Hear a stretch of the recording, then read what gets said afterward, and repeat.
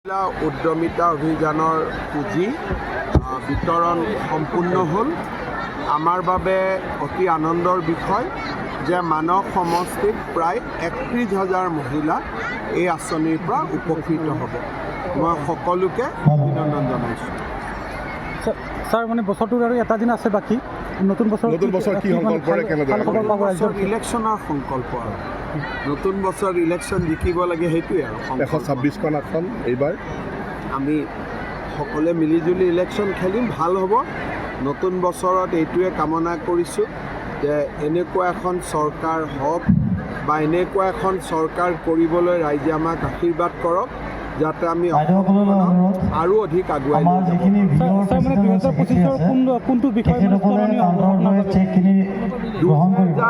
2025ত দুটা দিন ডেফিনেটলি 2025 আমাৰ বাবে অত্যন্ত বেদনাৰ আছিল, দুখৰ আছিল, কাৰণ 2025ত আমি জুবিনক হেৰুৱালোঁ। ব্যক্তিগতভাৱে মোৰ বাবে 2025 আমি বহুত ভাল কাম কৰিব পাৰিছিলোঁ 2025ত, কিন্তু বৃন্দাবনী বস্ত্ৰভাগ অসমলৈ ঘূৰাই অনাৰ বাবে যি আমি ঐতিহাসিক চুক্তি কৰিব পাৰিলোঁ, মই ভাবোঁ সেইটো এটা অনন্য প্ৰাপ্তি, কাৰণ 600 বছৰ নেদেখা বস্ত্ৰভাগ অসমীয়াই এতিয়া দেখিবলৈ পায়।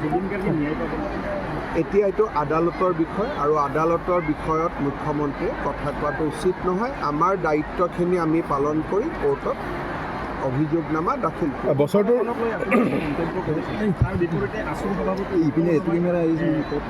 মোক কি বিপৰীতে দিছে সপক্ষে দিছে নাজানো। আমি জানো যে শংকৰ মাধৱ দুয়োজন একেলগে আছিলে আৰু আজান পীৰ 200 বছৰ পিছত আহিছিলে।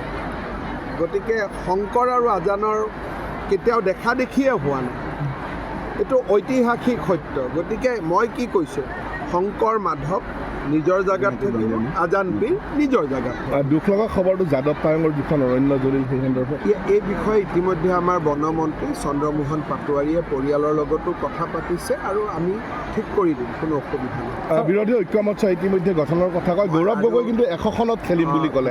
মই বিৰোধীৰ কথা বৰ বেছিকৈ ক'ব নাযাওঁ, কাৰণ তেওঁলোকে লিলিত বহিব, ইটোত বহিব, সিটোত বহিব, এই কামবিলাক কৰিয়ে থাকে। যিদিনাখন কিবা এটা হ'ব সিদিনাখন প্ৰতিক্ৰিয়া দিব। স্যাৰ আপুনি আজি সভাত কৈছে যে আপুনি 1 তাৰিখে গৰম উপহাৰ দিব। কি উপহাৰ? ৰাইজক কেনেকুৱা চাই দিব? 1 তাৰিখে অৰুণোদয় পৰিয়ালসমূহক আমি এটা উপহাৰ দিম। কি উপহাৰ দিম 1 তাৰিখে। এতিয়া পৰিৱেশ শান্ত হৈছে, মই সকলো পক্ষৰ লগত আলোচনা কৰি আছোঁ, আৰু আলোচনাৰ পিছতে সকলোৱে মানিয়ে লৈছে।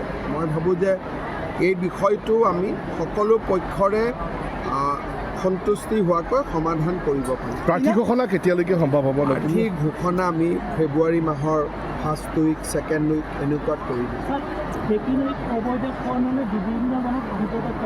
এই বিষয়ে হাগ্ৰামা মহিলাৰ লগত কথা পাতক, মই কমেণ্ট দিয়াটো উচিত নহয়। নৰ্থ ইষ্টত ইনাৰ লাইন পাৰ্মিটটো সকলোতে আছে, অসমত কিয় নহয়? অসমক ইনাৰ লাইন পাৰ্মিটৰ প্ৰয়োজন আছে বুলি মই নাভাবোঁ, কাৰণ আমি এটা বিকশিত অৰ্থনীতি, আৰু আমাৰ ইয়াত এতিয়া ছেমি কণ্ডাক্টৰ আহিছে, থাৰ্মেল আহিছে, কালি মোবাইল বনোৱা ফেক্টৰী আহিব। এতিয়া যদি আমি আকৌ ইনাৰ লাইন টিনাৰ লাইনৰ কথা কওঁ, মানুহ ইয়াৰ পৰা গুচিহে যাব। আকৌ কাজি নেমুক আমি ইতিমধ্যে জাতীয় ফল কৰিছোঁ, আৰু কাজি নেমুৰ এখন বহুত ডাঙৰ বজাৰ ভাৰতত নিৰ্মাণ হৈছে। মই ভাবোঁ যে গাঁতিৰ পৰা এতিয়া আটাইতকৈ ডাঙৰ কাম হৈছে যে আমি কোল্ড ষ্ট'ৰেজত কেনেকৈ তাক লৈ যাব পাৰোঁ বাহিৰলৈকে।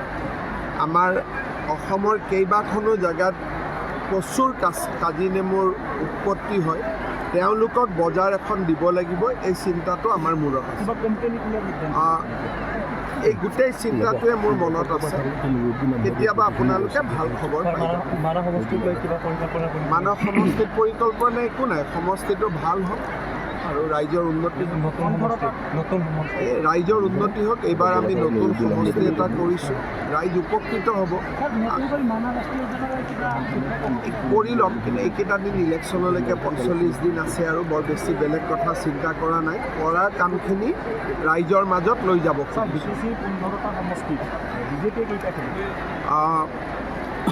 এনেই যদি চাই বিজেপিয়ে 5টা-6টা সমষ্টিত খেলিব পৰা বিজেপিৰ পৰিৱেশ আছে, কিন্তু মিত্ৰতাৰ কথা যেতিয়া আহিব তেতিয়া পৰিৱেশবোৰ সলনি হ'ব।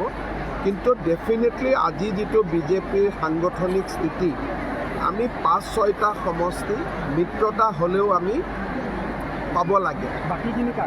বাকীখিনি আলোচনাৰ কথা, এতিয়ালৈকে আলাপ আলোচনা হোৱা নাই। আলাপ আলোচনা হ'লে আমি আপোনালোকক UPPLৰ সৈতে মিত্ৰতা সন্দৰ্ভত ক'ব নেকি?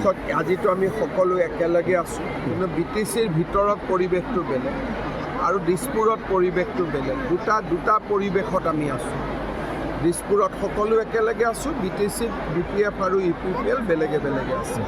পৰিৱেশটো হওক, কেনেকৈ কি হয় আপোনালোকে গম পায়ে থাকিব। হ'ব, থেংক ইউ ছাৰ। যিকোনো খবৰৰ বাবে যোগাযোগ কৰক আমাৰ এই নম্বৰত 9181 307 221।